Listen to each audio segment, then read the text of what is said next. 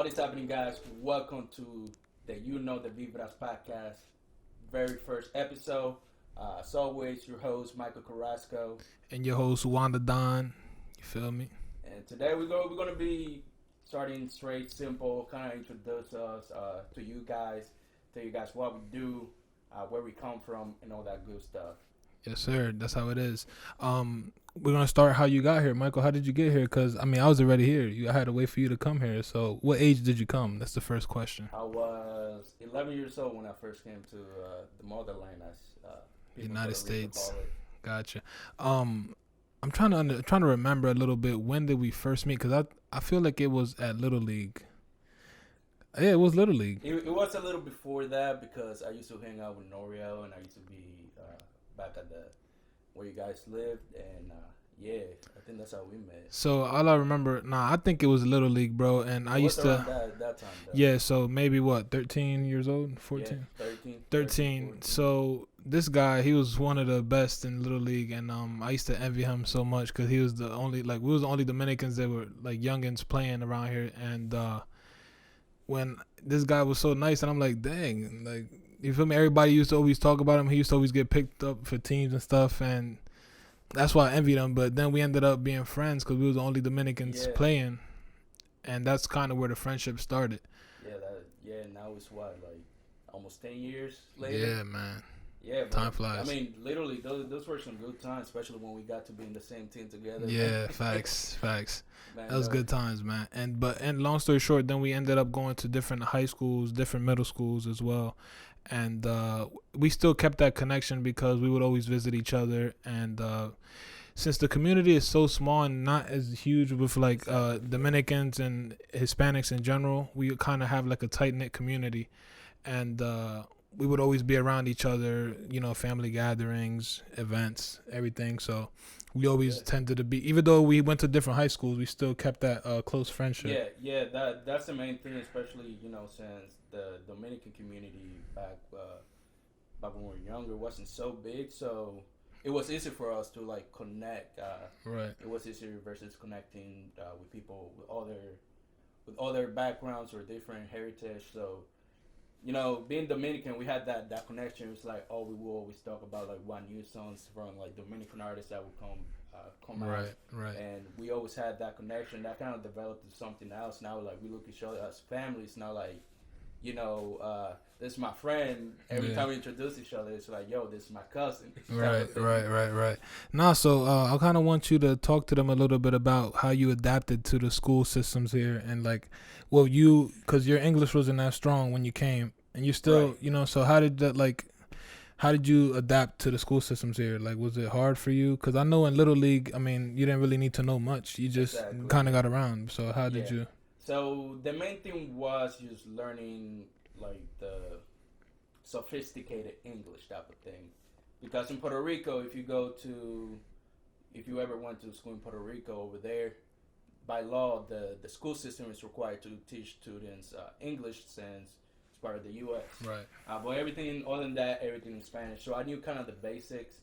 Now, when I came here, the main thing that I had to adjust to was not having a uniform. Right.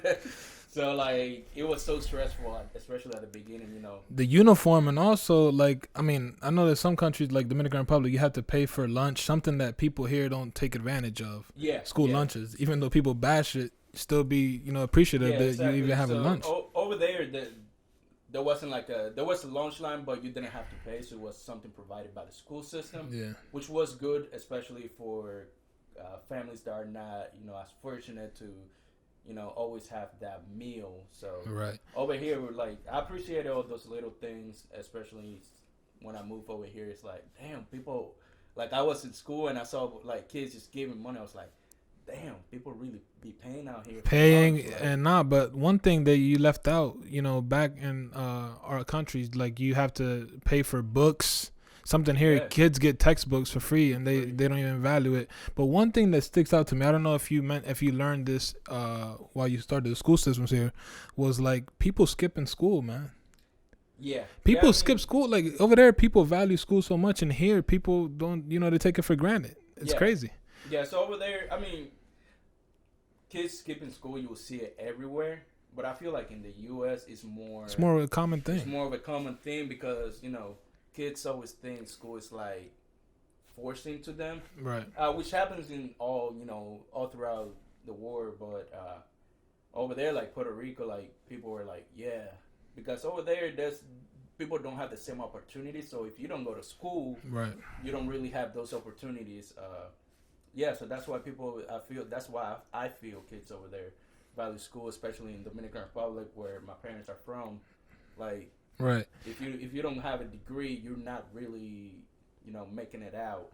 Type of Right. thing. So I mean, did you see? I don't want to kind of make this an interview thing, but I just want people to get to know us. So Okay. I mean, my thing is like I only know that you played baseball and high school and middle school and everything, little league, and that's it. So I mean, what other things do you have to tell the people? Like once you got to high school, what did you start like carving out as your plan to like be where you are now? You know what I mean? Yeah. So in high school, middle school, I mainly did baseball, but like eighth grade, that's when I really kind of like Took it serious. started kind of like finding my own path type of way. So I was been into creative stuff. So eighth grade, that's when I started really getting into graphic design. I had like this cheap camera that probably like a $60 camera that I got for Christmas one year. So I started like doing like videos and stuff. Right. Where that footage is right now, I don't know. I probably lost the SD card, but yeah, that's when like my interest for like videography, photography, and just creative work in general, especially when it comes to audio, music, and all that stuff. That's where it kind of started to peak. Got it. No, I'm not gonna lie. I didn't touch my first camera until you brought it around me, man. Like digital camera. I didn't really know much about it. I mean, I still don't. I'm still learning, but I had a different kind of path, man. I played a lot of sports growing up. Mostly thanks to my brother, since he started off football and the family. I kind of had no choice. Shout out to Coach Riley, man, at Parkside. I'm gonna tell a little story. I used to always tell him every morning, man. Like I had him at history for the morning class, and I used to always tell him to don't talk to me, that I'm a baseball player. I'm gonna go to the majors. Yeah.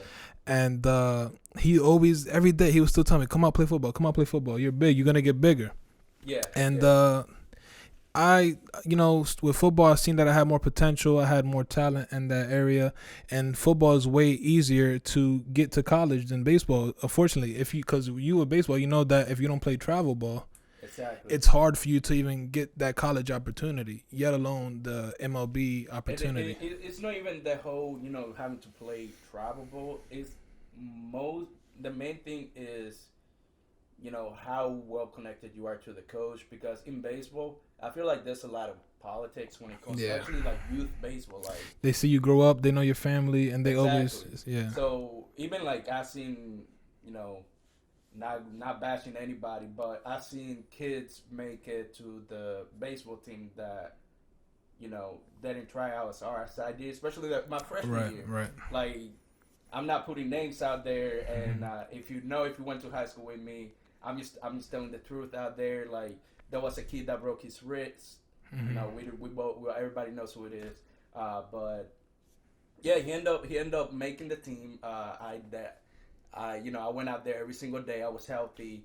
The main thing that messed me up was the cold, because I wasn't really used to training in the cold, especially throwing hard in the cold. But I mean, I'm not gonna say, I'm not putting any excuse like that somebody shouldn't make it and all that. But I'm just saying, like, it's not fair, especially for kids that come from another country. Yeah.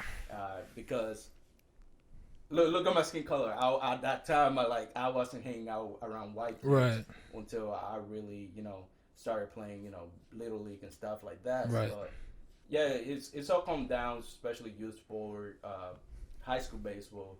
It's all come down to, like, does your family knows the coach, like that. Yeah. That's when you really see. See, that's why like football was easier, because I started in high school. I was a late bloomer, but being around a lot of diversity, we had Mexicans, Puerto Ricans, Dominicans, African American, white, everybody on one team as a family and as one. Where baseball, unfortunately is really one race like that's dominating the game, or It is. at least in It is. our county. It is. It is. Like, probably when we played, it was Yeah, you, like one of the other Dominicans playing. yeah, It was me and then Manny. yep, It was three of us, and Manny actually, me and him were in the same team. yeah. And we ended up getting cut one year. Yep. See, that's what happened to me. I got cut going into my junior year, and that's when football blew up for me, bro. So it was kind of like a blessing in disguise, because I started getting interest from a lot of colleges for football, and that's when I started to take it serious, hitting the weight room, which is something important for kids, playing the game. Take the weight room seriously, man, because the weight room is it's really gonna be. important. I was embarrassed one time when I went to a camp like to do bench, and I could barely do like 3 or 4, and everybody else was pumping 20, and I'm like, yeah, I need to get on it. So, luckily, my junior year, I got cut from the baseball team, and that's when I took football seriously, and that's going into now like where I ended up going to college. I got an offer my senior year, and to Fairmont State, which was my only offer because I was a little arrogant guy. Like, I thought I was the best tight end in my class. I thought I was the best, and I didn't take any visits to any colleges. Something that's important when you're when you're playing sports in high school, it's important to take visits to these colleges. Why? Because they want to see you in person. They want to see how you are in person, and how like you move in person as well. So take visits, no matter if it's in California, Idaho, down the street. Take a visit, no matter what. Yeah. And that's something that I regret. I didn't take any visits. Luckily, that college gave me an opportunity, and I met a ton of great people. And now I ended up transferring back, and that's when we kind of got our friendship back together. Because you was at SU for all your years, so I just transferred back going into my junior year, and that's when we kind of got back, and now we're where we are now, and that's what we want to talk about. So, like, what's everything? How was your college experience, and how did it lead to where you're doing now? Oh man, the first couple of years, not gonna lie, it was, I wouldn't say they were bad. Well, maybe the first year was really bad. First thing first, I think I was person I was dating didn't make it fun for me at the time. Right. But other than that, I mean, college was pretty fun. I did a lot of things that were fun, a lot of things I wasn't supposed to do, but it's part of life. Yeah. How about for you? The first years, man, I'll tell you, bro. Like, the first 2 years I had in West Virginia, which was the only years, but the first couple of years is when you kind of have your fun. Because, your junior year and senior year is when you lock in and you start, getting your mind right for your career. But I had a ton of fun, man. We was like 30 minutes from Morgantown, which is West Virginia University. And, they have like this it's called High Street. It's like a road, literally, with like 50 clubs. Yeah. And it's a good time. Unfortunately, I had to sneak out a couple nights, because the coaches would make us, stay in during training camp. But I had a ton of fun, met a ton of great people. After West Virginia gets bashed a lot, they have a lot of stereotypes there. But man, it's a beautiful state, and I met a lot of great people there. Shout out to everybody from Fairmont State and West Virginia. Yeah, I mean, in college, I did meet a lot of people. A lot of people. I'm not necessarily close friends with them. But it's people that's cool to know. I have people that I know that graduate that are accountants. Now, I'm a business owner, so that's a connection that I have. Somebody that I know and somewhat trust, and we can build off that trust. And it's a connection. Like I see what a lot of kids do is they go to college, but they're just more focused on just getting their schoolwork done, getting good grades. In my opinion, college should be like a networking. Like, you got 4 years where you don't really have to worry about bills. Yeah. You don't really have to worry about work. Yeah, that's true. Just have fun. Take advantage of it. Have fun. Live your life. Because life is going to hit you quick, man. Yeah, it did. Like, I just graduated. Although I'm owning, I'm running a couple businesses, I still work full time. And it's like, man, like, now I got a rent to pay. I got a car loan to pay. I got, I'm hustling on the side, running my 2 businesses, got to cover business expenses. and I got expensive taste, so. Bro, that brings a couple points that I want to attack. Main point that they don't tell you in high school. I mean, they kind of do, but they don't. Like, the friends that you have in high school, bro, you are never, trust me, guys, if you're going to college, the friends that you have in high school, you are never going to see that person again. That's right. Your lifetime friends are going to be either your childhood friends, like me and Michael, yeah. and the college friends. They're the That's people right. that, That's right. like, because it's crazy. I had so many, like, close friends in high school, and we're like, I haven't got a hello from them. I haven't heard from them in years. Yeah, like, the only close friend that I have from high school is Norel. Yeah, man. And that's because me and him, actually, we got here to the U.S. around the same time, Yeah. so I used to translate for him. Yeah. Although I barely knew what Right. people were saying. But yeah, that's the only person from high school that I went to middle school, high school with. That's the only person I really talked to. Other than that, it's like you, your brother, and that's it. That's it pretty much. And then a couple friends from college. Right. But it is true. It is true. Once you leave high school, you never see those people again. Yeah. If you guys are interested in the college topic, we're kind of going to hit that in the next episode, so stay tuned.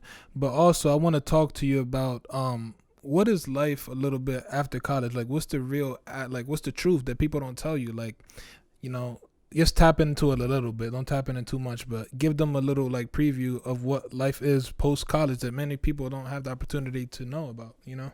Yeah, so the first thing is what you learn in college doesn't matter. Reason I say that is because in college, especially depending on what profession you're going to, you're used to getting the basics. That's just so you can add to your knowledge list. But Right. after that, pretty much forget everything that you were taught, because everything's going to be way different. Actually, if you notice, in college, some of the materials that were being taught is actually outdated. Yeah, the books and everything. Exactly. Like, I had business administration class where they were teaching us pretty much how to get new prospects as a sales agent or a salesman. Yeah. They were mainly talking about making calls. Yeah. Now, I have a sales job now. I have a business that relates to sale. Now, I don't do sales call at all. Right. How I reach people is social media. Yep. So LinkedIn. Huge, man. Emails. You have a high rate response when you send email versus making a call. Yeah, man. They don't. Some people don't even teach you how to like the breakdown of the right email, how it should be. Like, they have to have like certain components to the email for people to even see it as an appealing email. Exactly. They don't teach you that. No, they don't. Sadly, they don't. But yeah. The main thing is, forget about college. What you learn in college. Number 2 is. You know what? Leave it there. The next episode, we're going to talk more about college. So if you're interested in that topic, stay on the lookout. But now I kind of want to hit, this is where we're winding down a little bit. We kind of want to hit the points where we want to talk a little bit about what got us here to the podcast and what are we trying to bring to the people, which is something that I feel like they should hear.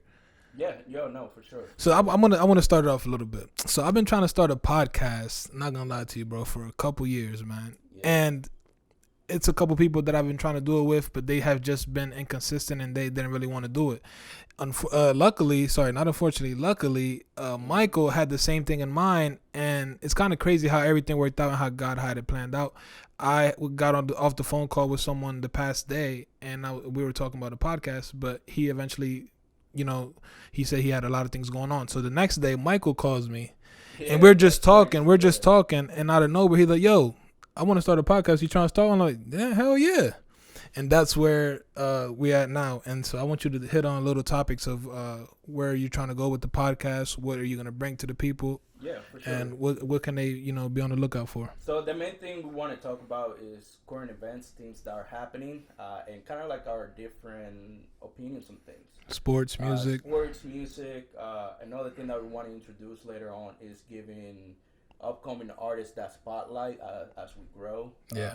Giving them the spotlight. There's a lot of talent in Salisbury and Eastern Shore that don't have that opportunity to, get their music put out there. So we kind of want to be that platform where we could react to your songs and, get that little exposure so you guys could, make it out of the berry, man. Yeah, no, for sure. Another thing that we want to hit on is just, life experiences, lifestyle, how we, different things, how you dress appear to other people and Right. stuff like that. Kind of like it's going to be a mix of different topics that you guys can relate to, and the main thing, the main goal is to get you guys engaged, and you start a conversation that you guys are not just listening to, but you're getting involved in. Involved.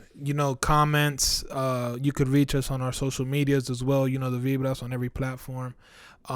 You could contact us. Let us know what you want to hear. If there's something, maybe if you want to be a guest on the show and we could talk to you guys about anything. Yeah, that's another thing. Feel that free. I want to introduce. Just bring guests. You don't have to be, like a celebrity or somebody important. We want to bring all type of different people into as a guest. Yep. If it can be done in person, Zoom, we'll bring you over the to new Zoom. the new world, man. Yeah, that is the new world. Yeah, Yeah. and it's been working pretty well now. Yeah. Not gonna lie. Yeah. A lot of people will feel more comfortable working from home. I'll tell you that. Right. Hey, man, it was a pleasure getting back up with you. Yes, starting sir. the first episode. This is the start to Yes. something big, guys. You guys, want you guys to be a part of the process and the team and the family, and see you guys at the top. Yeah, see you guys for sure. But with all that being said, guys, that was just a little introduction of Little who we introduction, are, where we life. come from, Yep. how we met, type of thing. Yep. And kind of giving you guys what you guys can expect and what you guys are going to Yeah, hear. definitely. We emphasize on liking the video. Subscribe, comment. Make sure you comment so we know what you guys want to hear. We want to give you guys the content that you want and the conversation that you guys want and you can relate to. So thank you guys for joining once again. This is the Vibras podcast. I'm Wanda Don. And I'm Michael Carrasco. And thank you aka Mr. guys. Golden. Yes, thank you guys for tuning in. Make sure you like, comment, and subscribe. Follow us and subscribe on every platform as well. Digital platforms, we have Apple Podcasts, Stitcher, Google Podcasts, Spotify, everywhere. Literally anything that's a podcast, we're there. So And one thank last you guys. thing, remember to subscribe. And let's vibe. Let's go. Exactly.